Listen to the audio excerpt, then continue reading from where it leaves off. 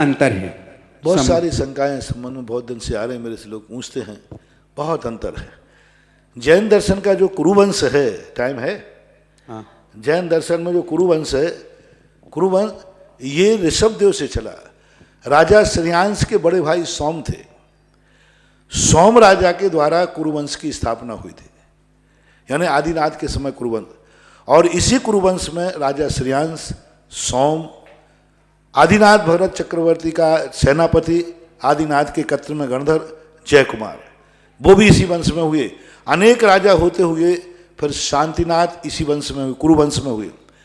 अरहनाथ, कुंथनाथ, ये तीनों चक्रवर्ती, तीनों तीर्थंकर कुरुवंश में हुए। चला करके आचार्यों अनेक राजा चलते चलते अंत में जाकर एक शांतनु राजा हुआ।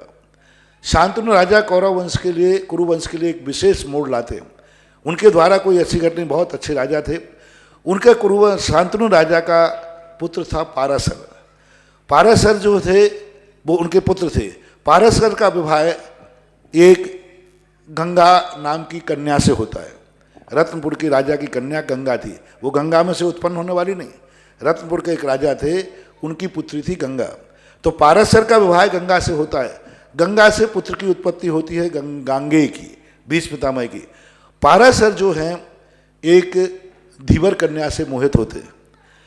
वो कन्या धीवर कन्या की यानी नाव चलाती थी। उससे मोहित होने पर घटना जो है वो सब घटनाक्रम आपको मालूम है। तो उसके पिताजी ने ये शर्त रख दी कि हमारे लिए जब होगा, जब भीष्म पितामह राजगद्दी का त्याग करें। तो भीष्म पितामह ने ब्रह्मचर्य व्रत लिया। जैन दर्शन में और वैष्णव दर्शन में यहाँ की बात कहानी एक से ही है। वहाँ शांतनु प्रभावित हुए हैं धीवर कन्या से। यहाँ शांतनु का पुत्र पाराशर हुए। वहाँ शांतनु के पुत्र हैं गांगे और यहाँ पाराशर के पुत्र हैं गांगे। और इतना अंतर इसमें आ जाता है। फिर उसके बाद जब वो हमारे यहाँ जैन दर्शन में सत्यवती नाम नहीं है, गुणवती नाम है। जब भीष्म प्रतिज्ञा कर लेते हैं तब भीष्म के मन में एक भाव आता है कि मैंने तो कर लिया, लेकिन धीवर कन्या से जो पुत्र उत्पन्न होंगे वो कहाँ तक संस्कारित होंगे राजगद्दी के योग। तो फिर धीवर कन्या को पालने वाला पिता कहता है, भीष्म चिंता मत करो, यह मेरी बेटी नहीं है, ये बेटी है। मुझे वहाँ के लिए उल्लेख आया जैन दर्शन में कि जहू नाम का राजा था, उसकी पुत्री थी। बचपन अवस्था में एक आकाशगामी विद्याधर उसको उठा के ले गया था और उसको उठाकर लेकर के किसी कारण से उसने उसको जंगल में छोड़ दिया। तो इस धीवर को वो राजपुत्री जंगल में मिली थी। तो वो पिता कहता है आप चिंता मत करो, ये धीवर की कन्या नहीं है, ये राजकुमारी है, राजा की कन्या है और मैंने इसका पालन किया है।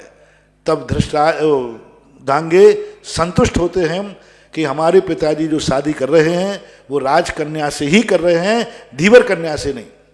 खुश होकर के फिर उसको ले जाकर शादी होती है। उन गुणवती यानी आपकी सत्यवती से व्यास की उत्पत्ति होती है। यानी पाराशर से जो उत्पत्ति हुई, व्यास की उत्पत्ति हुई।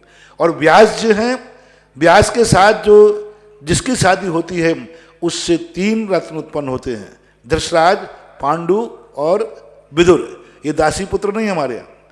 हमारे जैन दर्शन के अनुसार व्यास के ही 3 पुत्र हैं।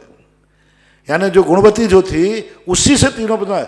बीच में जो वैष्णव दर्शन में चित्रांग और विचित्र वीर्य आए हैं वो वैष्णव दर्शन के अनुसार है। उनके मर जाने पर उनके यहाँ थोड़ा सा अंतर है, वो भी थोड़ा सा संक्षेप में बता दूंगा मैं। तो इस प्रकार से करके ये वंश चला।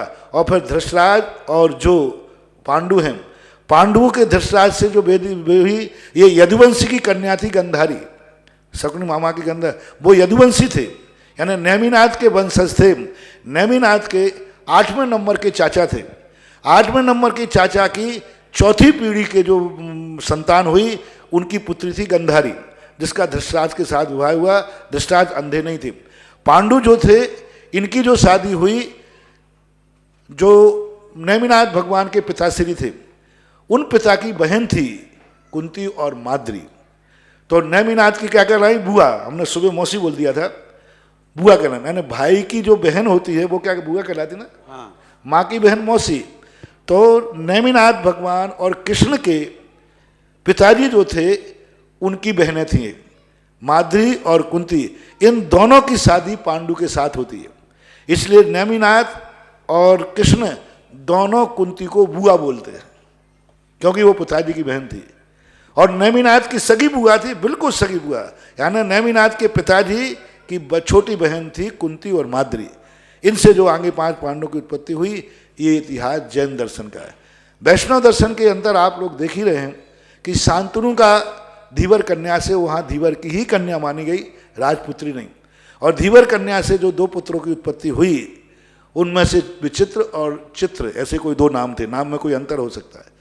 दोनों की जिन कन्याओं से शादी हुई थी वो युद्ध में मारे गए किसी कारण से, एक बीमारी से मरे, एक युद्ध में मरे। तो वे दोनों के लिए पूर्व में जो धीवर कन्या थी उस पर एक पारसर नाम के तापसी के द्वारा एक व्यास की उत्पत्ति हुई थी। वहाँ पारस नाम के एक तापसी थे जो नौका पार करते समय सत्यवती से प्रभावित हुए, और उन्होंने अपने जिस विधि से, उनकी यहाँ वर्णन है वो आप सबको मालूम है, वहाँ पारस्कर की उत्पत्ति हुई। तो फिर पारस्कर के द्वारा दृष्टिपुत्र से दशराज, पांडु और विदुर पैदा हुए। उनकी कहानी है कि जब आंख बंद करके वो पहुंच गई तो उससे अंधे पैदा हो गए, और वो एकदम शर्म गई तो पांडु पैदा हो गए, और दासी पहुंच गई तो उससे विदुर पैदा हो गए। ये अंतर दोनों संप्रदायों में वैश्विक अंतर है। जैन दर्शन का भाव ये है, जैन दर्शन के अंदर कुरुवंश आदिनाथ भगवान से चल रहा है। पहला आहार ऋषभदेव का कुरुवंश में ही हुआ था। तो ये इतिहास आपको जैन दर्शन के अनुसार बता दें।